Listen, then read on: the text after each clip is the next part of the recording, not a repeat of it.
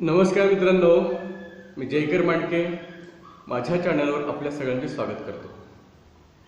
आज मी आपल्यासमोर इयत्ता 10वीच्या इंग्लिशच्या पाठ्यपुस्तकातील जे तिसरं युनिट आहे यातील पहिली पोएम आहे 3.1 इफ नावाची पोएम आहे, ती सादर करणार आहे। मित्रांनो, व्हिडिओला सुरुवात करण्या अगोदर आपल्या सगळ्यांना अगदी मी ज्या माझ्या व्ह्यूअर्सनी सबस्क्रायबर्सनी माझा चॅनल सबस्क्राइब केला, सोबतच माझं चॅनल आजपर्यंत त्यांनी व्हिडिओज पाहिले, त्या सगळ्यांना मी अगदी मनापासून धन्यवाद देतो। मला अनेकांचे फोन आले, कुणी व्हॉट्सअपवरती मला मेसेज पाठवले किंवा काही कमेंट्स केल्या, त्या सगळ्यांचं मी अगदी मनापासून धन्यवाद देतो। मित्रांनो, असंच प्रेम माझ्या चॅनलवरती आपल्या सगळ्यांचं राहू द्या। ज्या व्ह्यूअर्सनी अजूनही माझा चॅनल सबस्क्राइब केलेलं नसेल, कृपया तो सबस्क्राइब करा। काय होतं, ज्यावेळेला तुम्ही चॅनल सबस्क्राइब करता त्यावेळेला तुम्हाला सगळे व्हिडिओज हे तुम्हाला एक गठ्ठ तुम्हाला बघायला भेटतील। म्हणजे मी माझ्या चॅनलमध्ये जर तुम्ही चॅनल ओपन केलं तर त्याच्यामध्ये प्लेलिस्टमध्ये जा, तुम्हाला स्टडी पॉइंट 10th इंग्लिश नावाची प्लेलिस्ट आहे, त्याच्यामध्ये तुम्हाला 10वीचे सगळे व्हिडिओज तुम्हाला त्याच्यामध्ये एकाखाली एक असे बघायला भेटतील। तर अजूनही तुम्ही कोणी माझा चॅनल काही जणांनी सबस्क्राइब केलं नसेल तर कृपया तो सबस्क्राइब करा, माझ्या व्हिडिओजला लाईक करत चला, शेअर करत चला। आणि मग चला तर मग आपण आपल्या या कवितेला सुरुवात करूया। मित्रांनो, आपल्या सगळ्यांचे परत एकदा धन्यवाद मानतो आणि व्हिडिओला सुरुवात करतो। पेज नंबर 87 वर ही जी इफ नावाची पोएम आहे। आता याच्यामध्ये सुरुवातीला त्याचे कवींचा परिचय दिलेला आहे। बघा, रुडयार्ड किपलिंग नावाचे पोएट आहेत, त्यांचा जन्म दिलाय 1865, मृत्यू 1936। Rudyard Kipling was an English journalist. ते एक कोण होते तर ते इंग्लिश जर्नलिस्ट होते, पत्रकार होते, शॉर्ट स्टोरी रायटर, लघु कथा लेखक, पोएट अँड नॉवलिस्ट, कवी होते आणि ते कादंबरीकार सुद्धा होते। Kipling was one of the most popular writers in the United Kingdom in both prose and verse. तर गद्य आणि पद्य या दोन्ही क्षेत्रांमध्ये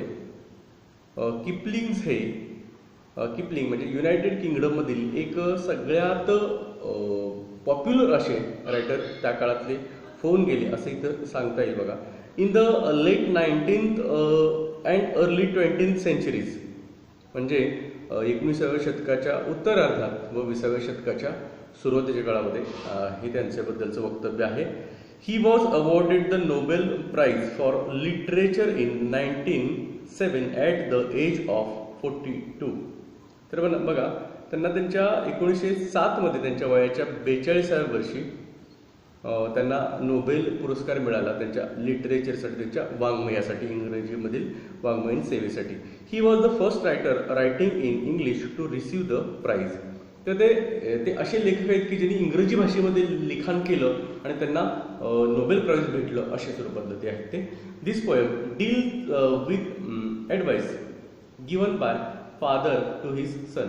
तर ही जी काही प्रस्तुत कविता आहे, ही प्रस्तुत कविता ही एक सल्ला आहे, वडिलांनी आपल्या मुलाला दिलेला हा एक सल्ला आहे।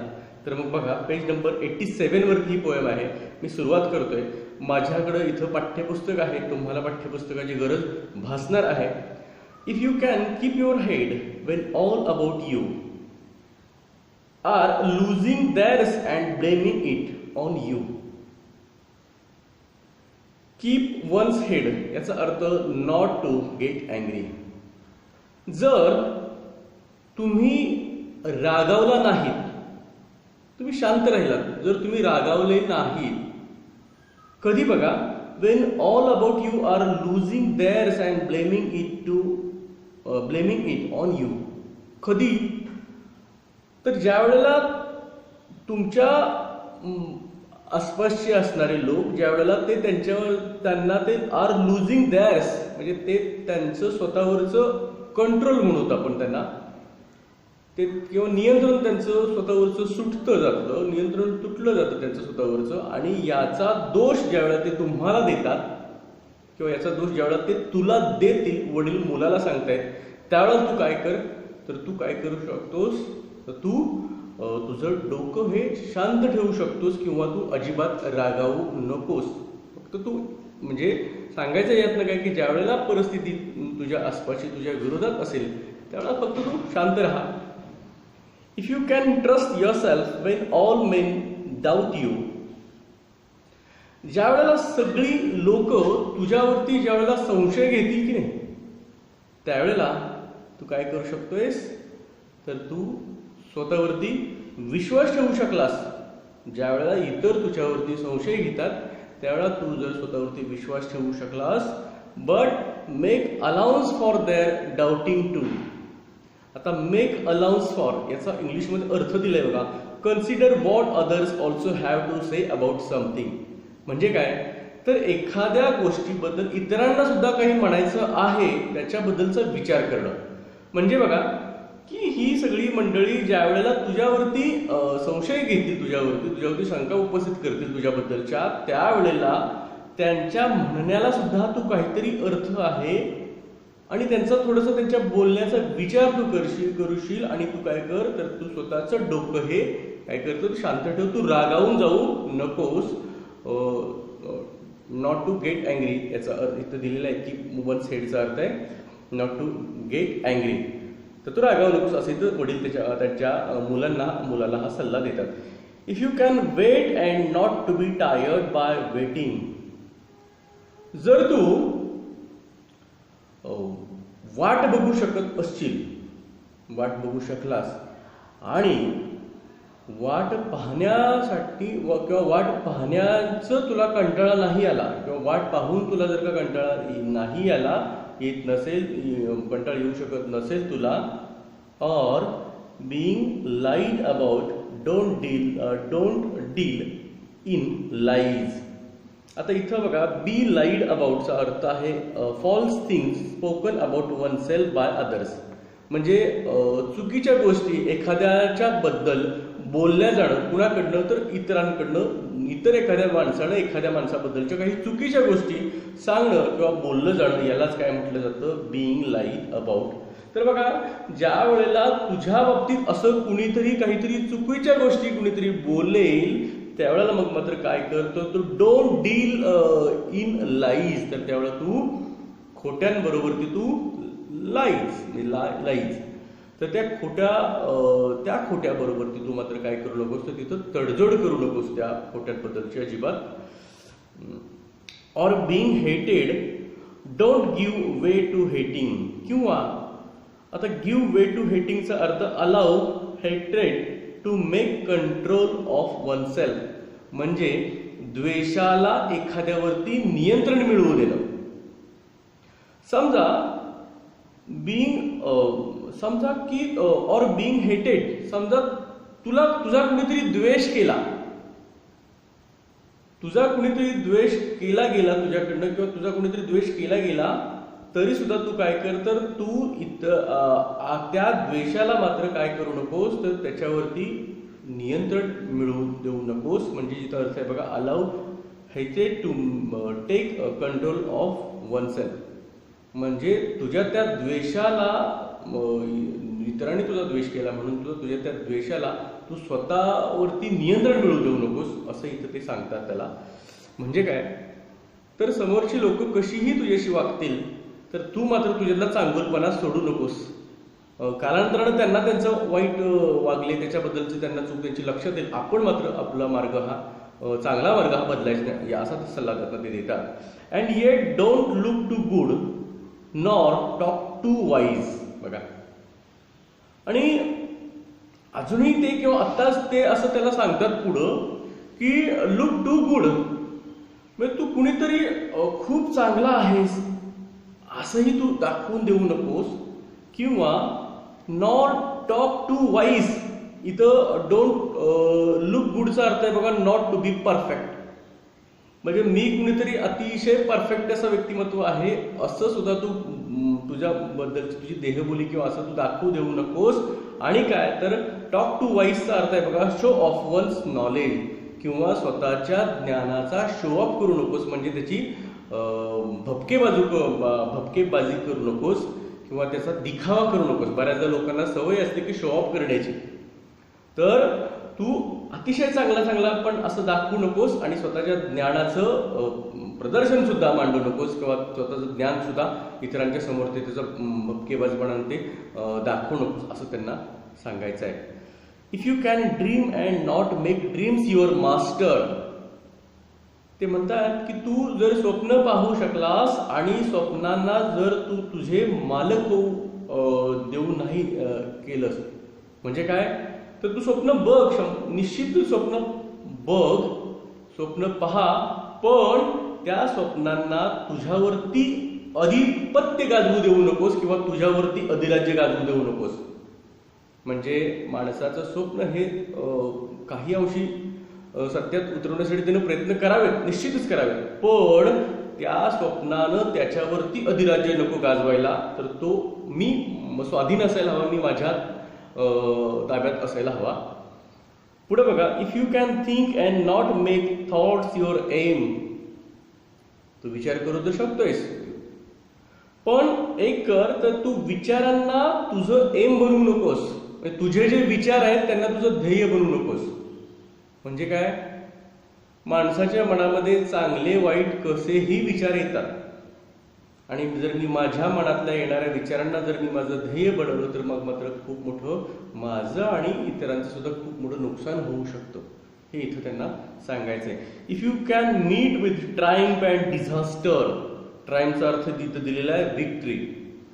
तुला हे दोन्हीही मिळू शकतात. कोण तर ट्रायम्फ पण मिळेल आणि डिझास्टर सुद्धा तुला मिळेल. डिझास्टर म्हणजे अरिष्ट असतं किंवा आपत्ती असते, त्याच्यानंतर एखादा अनर्थ वगैरे असतो बघा. If you can meet with triumph and disaster and treat those two impostors just the same.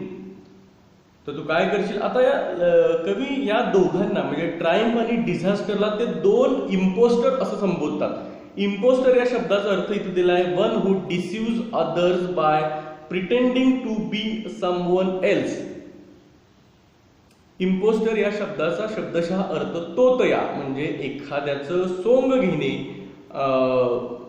बऱ्याचदा आपण ऐकत असतो बघा की तोतया पोलीस होऊन एखाद्याला लुटलं वगैरे अशा आपण ऐकत असतो बऱ्याचदा. तर तो तोतया ह्या दोन तोतयांना म्हणजे कुणाला तर ट्रायम्फला आणि डिझास्टरला म्हणजे विजयाला आणि अनर्थ असेल अरिष्ट असेल ह्या दोघांनाही ते काय करशील तर तू treat those impostor just the same. त्या दोघांनाही ते तोतय आहेत आणि त्यांना तू एकसारखी वागणूक दे.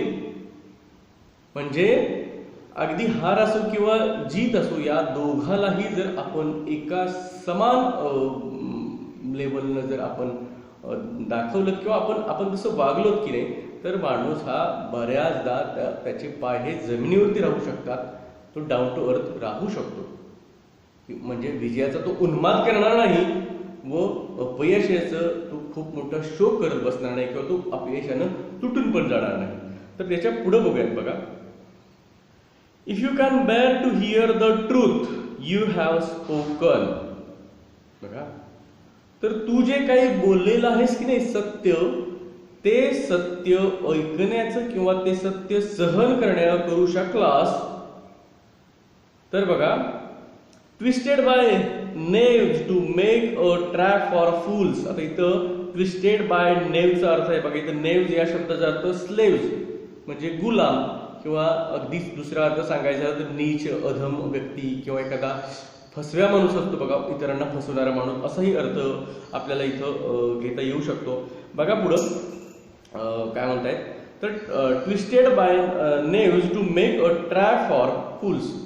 आता इथं अर्थ ट्रूथ ट्विस्टेड बाय समवन म्हणजे काय तर change the truth a little to gain some advantage. म्हणजे काय तर सत्य हे असं बदलणे की काहीतरी फायदा मिळवण्याच्या उद्देशानं, काहीतरी फायदा मिळवण्याच्या दृष्टीनं सत्य बदलणं किंवा सत्यामध्ये काहीतरी बदल घडवणं.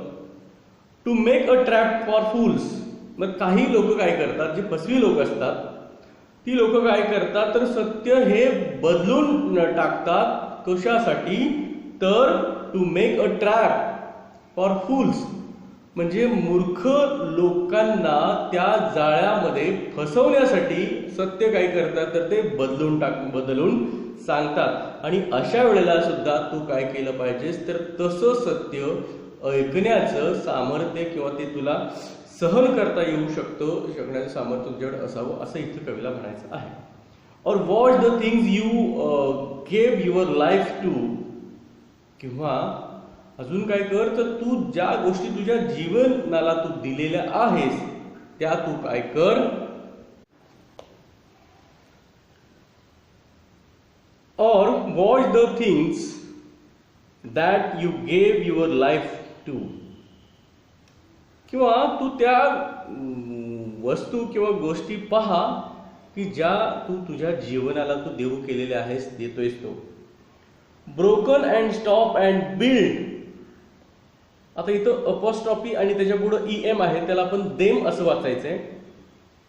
Broken and stop and build them up with worn out tools. आता वॉर्न आउट टूल्स या शब्दाचा अर्थ झिजलेली हत्यारे किंवा अवजारे असं आपण इथं घेऊयात. आता बघा ते पुढे त्यांना ते काय सांगायचंय बघा, ब्रोकन अँड स्टॉप म्हणजे बघा ज्या गोष्टी तू तुझ्या जीवनामध्ये तू दिल्यास त्या तुटलेल्या आहेत किंवा त्या देणं तुझ्याकडनं थांबलेल्या किंवा त्या बंद सुद्धा आहेत, पण तू काय कर तर त्यांना and build them up with worn out tools. तू काय कर तर त्याही गोष्टींना तू पुन्हा त्यांची मांडणी कर, त्यांची पुन्हा उभारणी कर.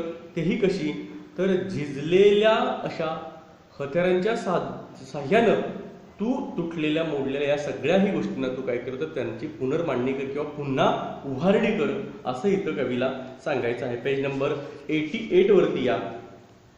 If you can talk with crowds and keep your virtue. बघा इथं कीप वन्स वर्च्यूचा अर्थ keep one's goodness or morals under any condition. म्हणजे काय, तर कुठल्याही परिस्थितीमध्ये आपल्यातला चांगुलपणा, आपल्यातला चांगलंपण किंवा आपलं चारित्र्य, आपली नैतिकता, आपलं नीतिमत्ता हे चांगलं ठेवणे, अबाधित ठेवणे, असं त्याचा अर्थ आहे बघा. तर तू काय करू शकतोस, तर तू गर्दीशी तू बोलू शकतोस आणि त्याच वेळेला तू स्वतःचं जे नैतिकता आहे, स्वतःचं चारित्र्य हे तू शुद्ध ठेवू शकतोस. तू शुद्ध ठेवू जर तू शकलास. और walk with Kings nor lose the common touch. किंवा तू राजाबरोबर ती चाललायस, तू राजाबरोबर चाल, पण ते चालत असताना लूज द कॉमन टचचा अर्थ आहे तर refuse to interact with common people. म्हणजे काय, तर सर्वसामान्य माणसाशी संभाषण करणं, संवाद करणं, त्यांच्याशी संपर्क ठेवणं हे नाकारणं. म्हणजेच काय बघा, तर तू राजासोबत चाल, म्हणजे राजासोबत तुझं बसणं उठणं असू दे, मात्र हे करत असताना तुझा जो सर्वसामान्य माणसांचा जो टच आहे, त्यांच्याशी जी तुझी नाळ जुडली गेलेली आहे ती मात्र तू तोडू देऊ नकोस, असं इथं त्यांना सांगायचं आहे. If neither foes nor loving friends can hurt you. बघा जर फोज या शब्दाचा अर्थ शत्रू, म्हणजे बघा जर तुला तुझ्या शत्रूंनी किंवा तुझ्या लव्हिंग फ्रेंड्सनी सुद्धा तुला काय करू शकणार नाही, तर तिला हर्ट करू शकणार नाही. म्हणजे तर तू असा राहिलास की नाही, तर तुला तुझे शत्रू सुद्धा आणि तुझे मित्र सुद्धा तुला हर्ट करणार नाहीत, म्हणजे ती तुला दुखावू शकणार नाहीत, म्हणजे तुला तुझ्या मनाला इजा पोहोचू शकणार नाही, असं इथं त्यांना सांगायचं आहे. If all men count with you. Count with यूचा अर्थ आहे बघा be equally important to you.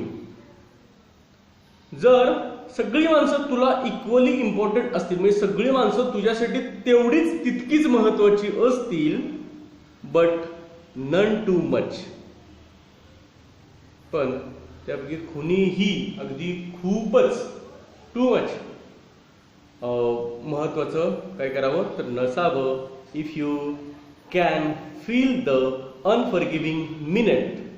आता इथं अनफॉरगिव्हिंग मिनिटचा अर्थ आहे बघा, time that does not wait for anyone. म्हणजे असा वेळ की जो कोणाचीही वाट पाहत नाही. तर बघा, जर तुम्ही कोणाचीही वाट पाहत नाही असा जर का वेळ जर तू काय करलास तर तू फील केलास, तो भरून काढलास, तर बघा with 60 seconds worth of distance run. त्याचा अर्थ आहे इथं बघा 60 सेकंड्स वर्थ ऑफ डिस्टन्स रनचा अर्थ make good use of every second without wasting. म्हणजे काय तर प्रत्येक मिनिटातल्या प्रत्येक सेकंदाचा एक चांगला उपयोग करणं, त्यातला एकही क्षण हा वाया न घालवणं, यालाच असं म्हटलं जातं की with 60 seconds worth of distance run. तर तू त्या जो तुझा वेळ आहे म्हणजे time that does not wait for anyone, म्हणजे जो तुझा कुणाचीही वाट न पाहणारा असं जी तुझी वेळ आहे, जी तू जर भरून काढलीस कशानं तर प्रत्येक त्या वेळेतला प्रत्येक मिनिट आणि सेकंद हा एका चांगल्या उपयोगासाठी सदुपयोगासाठी जर तू त्याचा कारणी लावलास किंवा तू भरून काढलास तर बघा yours is the earth and everything that's in it. तर मग काय होईल तर ही जी पृथ्वी आहे आणि त्या पृथ्वीवरचं असणारं प्रत्येक गोष्ट ही सगळी काय होऊन जाईल युअर्स, तुझीच असेल ती. And which is more you will be a man my son. आणि याहीपेक्षा तुला अजून काय हवं आहे, अजून तुला अजून मोर तुला काय हवं आहे बघा. तर तू काय म्हणतो you will be a man my son. तर तू काय बनशील तर बी अ मॅनचा अर्थ आहे to be a man, to be a good perfect human being. आणि यामुळं तू हे इतकं सगळं जर तू केलंस तर तू काय होशील तर तू एक गुड परफेक्ट ह्युमन बिईंग होशील. यातनंच तू काय करशील तर एक तू खरोखर एक उत्तम असा खरोखर एक चांगला माणूस बनून जाशील, एक चांगला मानव प्राणी मनुष्य प्राणी तू बनून जाशील माझ्या मुला, असं ते सांगतायत. तर बघा रुडयार्ड किपलिंग नावाचे या कवितेचे पोयट आहेत. अत्यंत सुंदर अत्यंत सुरेख अशी कविता आहे बघा की तुमची समोरची परिस्थिती कितीही जरी वाईट असली तरी सुद्धा तुम्ही तुमचं डोकं शांत ठेवा, तुम्ही रागावू नका. इतर लोक तुमच्यावरती संशय घेतील, तुम्ही मात्र स्वतःवरती विश्वास कायम तसाच ठेवा. लोक तुम्हाला फसवतील पण तुम्ही मात्र कोणाला फसवू नका. तुम्ही मोठ्यांबरोबरती तुमचं चाललं बोलणं असू द्यात, तुमची रहणी मोठ्यांबरोबर असली तरी सुद्धा सर्वसामान्य माणसांचा जो काही टच आहे किंवा त्यांच्याबद्दलचं जे तुमची नाळ आहे ती कायमस्वरूपी जोडलेली राहू द्यात. आणि तुमच्या प्रत्येक म्हणजे प्रत्येक क्षण हा तुम्ही कारणी लावा. आणि इतकं सगळं केल्यानंतर तो खरोखरच या पृथ्वी तलावाचा एक खरोखरच एक पृथ्वी तलावर एक खरोखरच तू एक चांगला माणूस बनून जाशील. आणि तू जर का चांगला माणूस बनलास तर सगळं जग हे तुझंच असणार आहे. म्हणजे बघा याच्यामध्ये या कवितेमध्ये की नाही एक अध्यात्मात एक अशी हे आहे थीम एक आहे बघा की ज्याला आपण स्थितप्रज्ञ असं म्हटलं जातं. म्हणजे न्यूट्रल राहणं, म्हणजे माझ्या समोरची परिस्थिती चांगली असू दे वाईट असू दे मी मात्र नीट म्हणजे आहे तसा स्थितप्रज्ञ राहणार. म्हणजे सुखात सुद्धा मी आनंद मांडेन, दुःखात सुद्धा मी आनंद मांडेन. थोडंसं आपल्या अगदी गीतेमधल्या सुद्धा अध्यात्मातला सुद्धा या कवितेमध्ये असा काहीतरी असं एक टच आहे जो अध्यात्मातला टच आहे. अत्यंत छान सुंदर सुरेख अशी ही कविता आहे. मी अगदी 100% चांगलं जेवढं मला यातलं ज्ञान मला झालं, मला बोध झाला तेवढा मी तुम्हाला देण्याचा प्रयत्न केलाय. शेवटी या कवीला काय म्हणायचं आहे हे फक्त ते त्यांनाच माहिती असणार आहे मित्रांनो. ते तुम्ही मी फक्त मला जे वाटलं ते मी तुमच्यासमोर सांगेन, तुम्हाला जे वाटलं ते तुमच्यासमोर सांगतील किंवा तुमचे शिक्षक तुमच्यासमोर त्यांना जे वाटलं ते तर्कशास्त्राप्रमाणे ते सांगतील. तर माझा हा व्हिडिओ तुम्ही पूर्णपणे पाहिल्याबद्दल आपल्या सगळ्यांच्या अगदी मनापासून धन्यवाद मित्रांनो. आणि मी इथं थांबतो.